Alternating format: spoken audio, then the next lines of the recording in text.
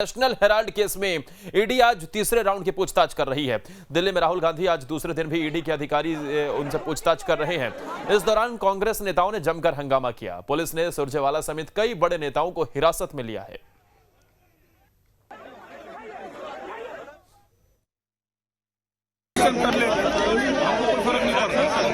लेकिन लोकतंत्र इस प्रकार से केंद्र सरकार 8 साल में एक भी भारतीय खिलाफ कार्रवाई की हो, ईडी, आईटी, सीबीआई और जो लोग भारतीय जनता पार्टी ज्वाइन कर लिए। वहीं नेशनल हेराल्ड केस में ईडी आज दूसरे दिन भी राहुल गांधी से पूछताछ कर रही है। छत्तीसगढ़ के मुख्यमंत्री भूपेश बघेल ने कांग्रेस हेडक्वार्टर के सामने सड़क पर बैठकर प्रदर्शन किया। सीएम भूपेश बघेल को दिल्ली पुलिस ने हिरासत में ले लिया है। सीएम बघेल से बात की हमारे संवाददाता मोहित राज दुबे ने। लगातार राहुल गांधी के समर्थन में यहाँ पे प्रोटेस्ट कर रहे थे। कि जगदीश बिडूजल हमारे साथ मौजूद है। किस तरीके से आप इस पूरे देखिए, हम लोगों तो राजनीतिक कार्यकर्ता हैं, उनको साथ तो किया है, लेकिन आप पत्रकार हैं, उसके साथ भी धक्का मुक्की कर रहे थे। तो ये तो लोकतंत्र के जितने भी स्तंभ हैं उसको कुचल देना चाहते हैं। चाहे विपक्ष हो, चाहे वो पत्रकार हो, मीडिया हो, उसको दबाना चाहते हैं और इसका हम विरोध करते हैं। और इसके लिए जितनी लड़ाई लड़नी पड़ेगी लड़ेंगे। आगे भी प्रदर्शन इसी तरीके से आपका लड़ेंगे, बिल्कुल लड़ेंगे। देखा कि तपती हुई गर्मी में सड़क गर्म थी, वहां पे आप नीचे बैठ गए, उसके बाद आपके साथ धक्का मुक्की गई। दिल्ली पुलिस पैरामिलिट्री फोर्सेस के जवानों ने आपके साथ धक्का मुक्की की है। मुख्यमंत्री का प्रोटोकॉल होता है। जितने भी सेंट्रल एजेंसियां हैं, पुलिस है, वो सबका दुरुपयोग लोग कर रहे हैं और इसका हम विरोध करते हैं। मुख्यमंत्री भूपेश बघेल हमारे साथ मौजूद थे, जिनका ये कहना था कि हम जो है जिस तरीके से बदसलूकी की गई है हम उसका पुरजोर ढंग से विरोध करते हैं। और यहाँ पर देखिए जो भूपेश बघेल है उनको यहाँ से जो है लेके जाया जा रहा है। वीडियो जर्नलिस्ट जगदीश चंद्र के साथ मोहित राज दुबे। तो मुख्यमंत्री भूपेश बघेल और साथ ही कांग्रेस पार्टी के तमाम लीडर वहां पर ये विरोध करते हुए नजर आए। नेशनल हेराल्ड केस में राहुल गांधी से जो पूछताछ हो रही है उसे लेकर ये विरोध किया गया। और ऐसे में मुख्यमंत्री भूपेश बघेल के साथ इस मौके पर जो उन्होंने आरोप लगाया, आपने सुना, उनकी तरफ से कहा गया कि पुलिस प्रशासन की तरफ से धक्का मुक्की उनके साथ की गई है। और न सिर्फ पुलिस प्रशासन के साथ, उन्होंने ये भी कहा कि मीडिया के साथ भी ये धक्का मुक्की की गई है। वो ये भी आरोप लगाते हुए नजर आए कि कहीं ना कहीं ये दबाने का प्रयास किया जा रहा है। केंद्रीय एजेंसीज के दम पर लोगों की आवाज, लोकतंत्र को दबाने का प्रयास किया जा रहा है। इस तरीके के आरोप मुख्यमंत्री भूपेश बघेल की तरफ से लगाए गए और ये प्रदर्शन, विरोध लगातार चल रहा है कांग्रेस पार्टी की तरफ से। कल ईडी के सामने राहुल गांधी को पेश होना था। राहुल गांधी पेश भी हुए, पूछताछ भी उनसे हुई, लेकिन दिल्ली की सड़कों पर संग्राम मचा हुआ नजर आया। कांग्रेस पार्टी के बड़े बड़े नेता नजर आए और लगातार केंद्र सरकार के खिलाफ जमकर हल्ला बोला गया। तो वहीं दूसरी तरफ फिर पहली पूछताछ के बाद दूसरी पूछताछ के बीच में जब ब्रेक मिला तो उस दौरान भी राहुल गांधी पहले लंच करने गए, जो लंच ब्रेक था, और फिर उसके बाद उन्होंने अपनी माता सोनिया गांधी से गंगाराम अस्पताल जाकर मुलाकात की और फिर वो ईडी के सामने वापस से पूछताछ के लिए पेश हुए। कुछ सवाल जवाब का सिलसिला चला। आज भी ईडी के सामने वो आए, लेकिन इन सब के बीच एक तरफ जहां अंदर ईडी के ऑफिस में राहुल गांधी हैं, उनसे पूछताछ चल रही है, तो बाहर कांग्रेस पार्टी के नेता हैं, बड़े बड़े लीडर हैं जो कि विरोध करते हुए इस पूछताछ का नजर आ रहे हैं और उनकी तरफ से केंद्र सरकार पर गंभीर आरोप लगाए जा रहे हैं। मुख्यमंत्री भूपेश बघेल को आपने सुना, वो सीधे तौर पर ये कहते हुए नजर आए कि केंद्र सरकार की तरफ से जो लोकतंत्र है वो लोकतंत्र को दबाने का प्रयास किया जा रहा है, आवाज दबाने का प्रयास किया जा रहा है। और साथ ही उन्होंने ये भी आरोप लगाया कि कहीं ना कहीं मीडिया को भी इसमें दबाने का प्रयास हो रहा है। सीएम बघेल ने केंद्र सरकार पर निशाना साधा, सेंट्रल एजेंसियों के दुरुपयोग करने का ये आरोप लगाया है और ये विरोध लगातार देखने को मिल रहा है। कांग्रेस समर्थकों का भारी हंगामा भी इस बीच देखने को मिला। काफी संख्या में कार्यकर्ता, काफी संख्या में कांग्रेस पार्टी के नेता सड़कों पर नजर आए और विरोध करते दिखाई दिए। और इस बड़ी खबर पर ज्यादा जानकारी के साथ हमारे संवाददाता दिल्ली से मोहित राज दुबे सीधा जुड़े हुए हैं। मोहित, तो फिलहाल क्या अपडेटेड जानकारी मिल रही है? क्या कुछ वहां पर कांग्रेस नेताओं को रिटेन भी किया गया है?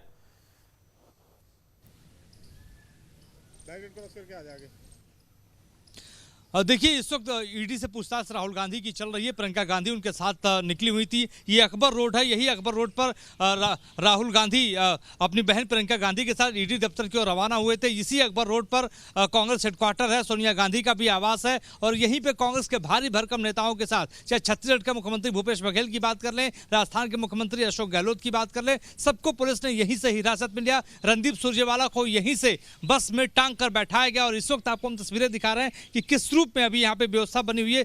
3 लेयर्स की यहाँ पे बैरिकेडिंग लगाई गई है और दिल्ली पुलिस के यहाँ पे बसेस भी तैनात है। अगर कांग्रेस के कार्यकर्ता और नेता यहाँ पर आते हैं तो उनको तुरंत हिरासत में लिया जाएगा। तमाम नेताओं को हिरासत में लेकर आपको बता दें कि अलग अलग स्थानों पर छोड़ा जा रहा, दूर छोड़ा जा रहा ताकि वो यहाँ पर न पहुंच पाए। कल आपको बता दें कि धन शोधन के मामले में, नेशनल हेराल्ड के मामले में राहुल गांधी से ईडी ने करीब 10 घंटे की पूछताछ की थी और आज भी सुबह 11 बजे पूछताछ के लिए राहुल गांधी वहां पे गए हैं।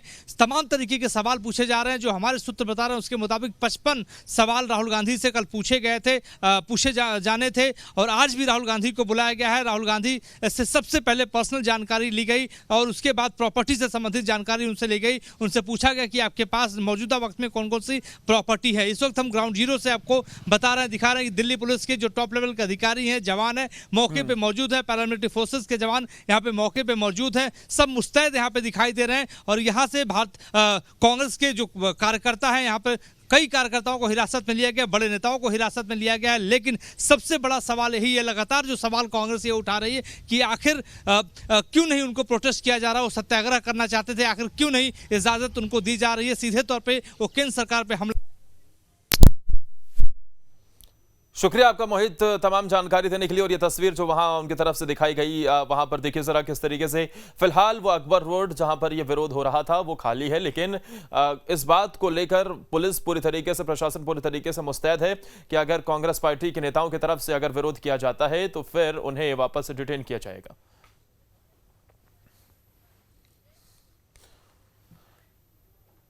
इस बीच बड़ी खबर आ रही है, बीजेपी ने 13 उम्मीदवारों की लिस्ट जारी कर दी है। बीजेपी ने ये प्रत्याशियों की लिस्ट जारी की है। सतना से योगेश ताम्रकर उम्मीदवार बनाए गए हैं। जबलपुर से जितेंद्र जामदार होंगे उम्मीदवार। कटनी से ज्योति दीक्षित उम्मीदवार बनाई गई। छिंदवाड़ा से अनंत ध्रुवे उम्मीदवार बनाए गए हैं। भोपाल से मालती राय उम्मीदवार बनाई गई। खंडवा से अमृता यादव उम्मीदवार। तो ये वो नाम है जो बीजेपी ने लिस्ट जारी की है।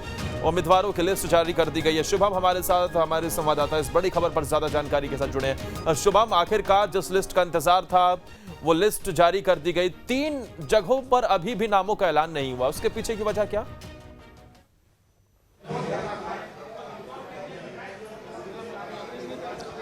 देखिए, रतलाम, ग्वालियर और इंदौर ये 3 ऐसी सीटें हैं जिसको लेकर अभी भी बीजेपी ने अपने पत्ते नहीं खोले हैं, अपने उम्मीदवारों के नामों का ऐलान नहीं किया है। और हम सुबह से ही इस बात को लेकर चर्चा कर रहे थे कि ग्वालियर और इंदौर ये 2 सीटें ऐसी हैं जिसको लेकर थोड़ा सा पेच फंसा हुआ है। उसका सबसे बड़ा कारण यही है कि यहाँ पर बड़े नेता हैं और एक नाम पर सहमति नहीं बन पा रही है।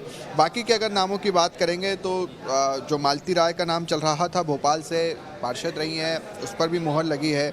अगर आप जबलपुर की भी बात करेंगे तो यहाँ से डॉक्टर जितेंद्र जामदार को टिकट दिया गया। एक बार हम पूरी सूची जो है वो पढ़ देते हैं। मुरैना से मीना जाटव, सागर से संगीता तिवारी, रीवा से प्रबोध व्यास, सतना से योगेश ताम्रकर, सिंगरौली से चंद्र प्रताप विश्वकर्मा, जबलपुर से जितेंद्र जामदार, कटनी ज्योति दीक्षित, छिंदवाड़ा से अनंत ध्रुवे, भोपाल से मालती राय। और बीजेपी की स्पोक पर्सन नेहा बग्गा भी हमारे साथ जुड़े हैं, उनसे भी बातचीत करते हैं। नेहा जी, काफ़ी दिनों से इंतज़ार हो रहा था, कई बार बैठ के इसको लेकर हो चुकी है, फाइनली ये सूची आई है, फिर भी इसमें 3 जगह हैं, रतलाम, ग्वालियर और इंदौर। नाम अभी तक नहीं है, क्या कारण है कि ये सूची में शामिल नहीं है? देखिए, भारतीय जनता पार्टी चिंतन मंथन करके अपने जो उचित कार्यकर्ता हैं उनको मौका देने का कार्य करती है और आपने देखा कि 13 जगह की सूची जो है वो सामने आ भी गई है। और पूर्व में ही पिछले सप्ताह चाहे मुख्यमंत्री जी हों, चाहे प्रदेश अध्यक्ष VD शर्मा जी हों, बूथ पर जाकर सभी ने प्रचार करने का काम शुरू किया था। जो व्यक्ति हैं वो निमित्त मात्र हैं और भारतीय जनता पार्टी चुनाव चिन्ह जो है कमल के फूल पर लड़ती है, उसको लेकर कार्यकर्ता पहले से ही ज़मीन पर उतरा हुआ है, पहले से ही योजनाओं को लेकर घर घर पहुंचने का काम कर रहा है। तो निश्चित तौर पर बाकी जो नाम है वो भी जल्द आ जाएंगे। भारतीय जनता पार्टी तैयार है, जीतेंगे बूथ और जीतेगी भाजपा। भोपाल से मालती राय पर विश्वास जताया, जैसा कि चर्चा चल रही थी उनके नाम को लेकर। क्या लगता है, क्या कारण रहे हैं, क्यों उन्हें बीजेपी ने अपना कैंडिडेट बनाया? देखिए, मैंने आपसे पूर्व में भी कहा कि भारतीय जनता पार्टी अपने कार्यकर्ताओं की चिंता करती है। भारतीय जनता पार्टी जानती है कि कौन सा कार्यकर्ता जो है उपयुक्त हो सकता है किस सीट के लिए, और मालती जी वरिष्ठ कार्यकर्ता हैं भोपाल से, उन्होंने लंबा समय दिया है और उनकी एक अच्छी पकड़ है, जिसे देखते हुए भारतीय जनता पार्टी ने उन्हें प्रत्याशी बनाया है। निश्चित तौर पर बहुत बड़ी विजय के साथ भारतीय जनता पार्टी 16 के 16 नगर निगम जीतेगी। इंदौर और ग्वालियर को लेकर पेंच फंसा हुआ है कि यहाँ पर जो बड़े नेताओं की बातचीत हो रही है कि सिंधिया जी, नरेंद्र सिंह तोमर आमने सामने, उधर इंदौर में कैलाश विजयवर्गीय, सहमति नहीं बन पा रही है किसी नाम को लेकर। देखिए, कांग्रेस नहीं है यहाँ पर, सिर्फ उटवल की स्थिति नहीं बनती। कांग्रेस पार्टी में आपने देखा कि उम्मीदवारी जताने जो लोग आए थे उन्होंने एक दूसरे पर कुर्सी चला दी, चप्पल फेंकने का काम किया, मुंह हाथ तोड़ने का काम कर दिया है। भारतीय जनता पार्टी में ऐसे दृश्य कभी नहीं देखे जाते। दूसरी बात, जिस तरीके से कांग्रेस ने अपने कार्यकर्ताओं पर अविश्वास जताते हुए शपथ पत्र भरवाने का काम किया था, तो इससे तो स्पष्ट हो गया है कि नेताओं को कार्यकर्ता पर विश्वास नहीं है, कार्यकर्ता को नेता पर विश्वास नहीं है, और इसीलिए जनता को कांग्रेस पर विश्वास नहीं है। कब तक सूची आ जाएगी, कब तक यहाँ पर सहमति बन जाएगी इन सीटों को? निश्चित ही जल्दी सूची आ जाएगी उसकी भी।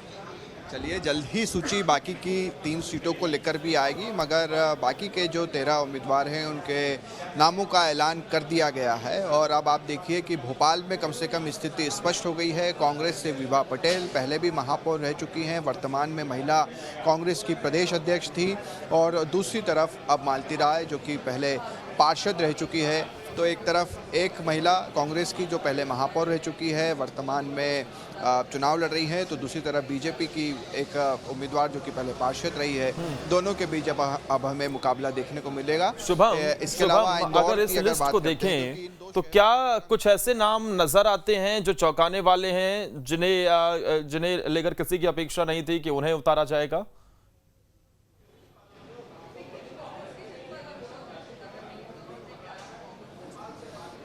देखिए, बिल्कुल, क्योंकि नामों को लेकर अब इसमें आप देखिए कि कोई भी विधायक नहीं है, क्योंकि जो बात आई थी जब जेपी नड्डा भी आए थे, उनसे भी पूछा गया था कि एक तो परिवारवाद, आपको परिवारवाद से जुड़ा हुआ इसमें कोई भी नाम जो है वो नज़र नहीं आएगा कि किसी के बेटे को, किसी के भाई को टिकट दे दिया गया हो।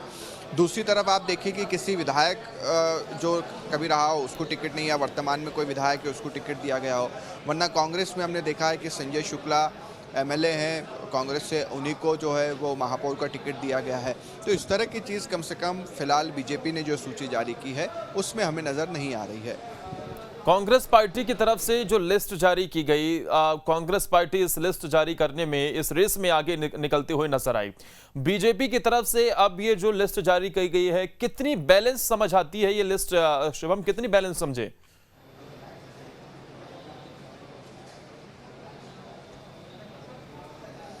देखिए, बिल्कुल ये बात सही है कि कांग्रेस ने अपने 16 में से 15 उम्मीदवारों की सूची सबसे पहले जारी कर दी, और वो लगातार बीजेपी को लेकर कटाक्ष भी करते रहे कि आपको उम्मीदवार नहीं मिल रहे हैं कांग्रेस के उम्मीदवारों के सामने। मगर बीजेपी हमने देखा है सोच समझकर फैसले लेती है। मंथन चल रहा था, और वीडी शर्मा से 2 दिन पहले भी जब हमने बातचीत की थी तो उसमें उन्होंने यही बात कही थी कि देखिए, थोड़ा सा इंतज़ार कीजिए, इसको लेकर हम काम कर रहे हैं और जल्द ही सूची जो है जारी होगी। आज कुछ ही घंटे पहले भी हमने जब बातचीत की थी सुबह 11 बजे, तब भी उन्होंने ये बात कही थी कि देखिए थोड़ा सा रुकिए, और 1:30 बजे उन्होंने आखिरकार घोषणा कर ही दी। तो अब मुकाबला जो है वो कड़ा है, इसमें कई नए नाम भी एक तरह से आप कह सकते हैं, और 16 में से 13 नामों का तो ऐलान हो ही चुका है।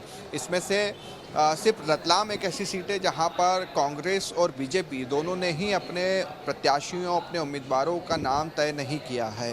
तो ऐसे में इस सीट को लेकर ज़रूर अभी भी एक तरह से लोगों के मन में ये जिज्ञासा है, रतलाम वासियों के मन में खास तौर पर, कि आखिरकार हमारे प्रत्याशी कौन होंगे, क्योंकि न तो कांग्रेस ने अभी तक डिक्लेयर करा है न कि बीजेपी ने। शायद दोनों पार्टियां इंतज़ार कर रही है इस सीट को लेकर कि पहले कांग्रेस नाम तय कर दे तो उसके बाद बीजेपी अपना कैंडिडेट देखे, या फिर कांग्रेस इंतजार में है कि पहले बीजेपी की सूची आए उसके बाद हम यहाँ पर कैंडिडेट देखें कि किसे खड़ा करना है। तो ये चीजें चल रही है। ग्वालियर में भी हम देख रहे हैं कि अभी तक नाम जो है वो बीजेपी की ओर से सामने नहीं आया। ठीक, जो 3 जगहों पर नामों का ऐलान नहीं किया गया, उसमें रतलाम का पेच जो है उसके पीछे कई बड़ी बातें समझ आती है, क्योंकि कांग्रेस की तरफ से भी ऐलान नहीं किया गया। क्या वजह रही होंगी, ये हम आपसे समझने का प्रयास करेंगे। लेकिन शुभम, आप हमारे साथ बने रहिए। एक छोटे से ब्रेक का वक्त हो चला है, जल्द हाजिर होते हैं।